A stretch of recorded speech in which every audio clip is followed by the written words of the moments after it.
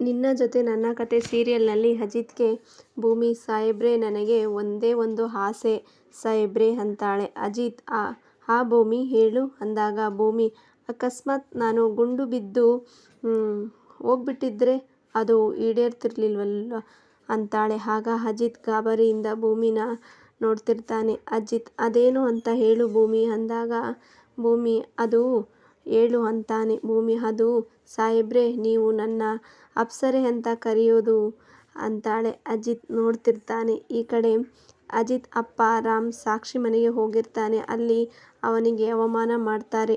ನಿನ್ನ ಮಗ ಇದನ್ನೆಲ್ಲ ಅವನು ನನ್ನ ಅಪ್ಪನಿಗೆ ಅವಮಾನ ಮಾಡಿದ್ದಾನೆ. ಅದನ್ನ ಚುಕ್ತಾ ಮಾಡೋದಕ್ಕೆ ನಿನ್ನ ಇಲ್ಲಿಗೆ ಕರೆಸಿರೋದು ಅಂತಾಳೆ ಸಾಕ್ಷಿ. ಅಜಿತ್ಗೆ ರಾಣಾ ಫೋನ್ ಮಾಡಿ ಅಜಿತ್ ನಾರಾಯಣ್ ಅವರೇ ನಿಮ್ಮ ಅಪ್ಪನಿಗೆ ಸಖತ್ತಾಗಿ ಸನ್ಮಾನ ಮಾಡಿ ವಿಡಿಯೋ ಮಾಡಿ ಕಳಿಸಿದ್ದೀನಿ ಅಂತ ಹೇಳ್ತಾನೆ.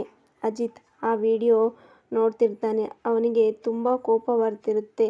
ಆವಾಗ ಸಾಕ್ಷಿ ಮತ್ತು ಅವರಪ್ಪ ಅಜಿತ್ ತಂದೆಗೆ ಬಟ್ಟೆ ಬಿಚ್ಚಿ ಕೆಳಗಡೆ ಬೀಳಿಸಿ ಅವಮಾನ ಮಾಡ್ತಿರ್ತಾರೆ. ಅಜಿತ್ಗೆ ಮತ್ತೆ ತುಂಬ ಕೋಪ ಬರ್ತಿರುತ್ತೆ. ಅಜಿತ್ ಕಿರ್ಚಾಡ್ತಿರ್ತಾನೆ. ಆಗ ಸತ್ಯಣ್ಣ ಅಜಿತ್ನ ಹಿಡ್ಕೋತಾನೆ.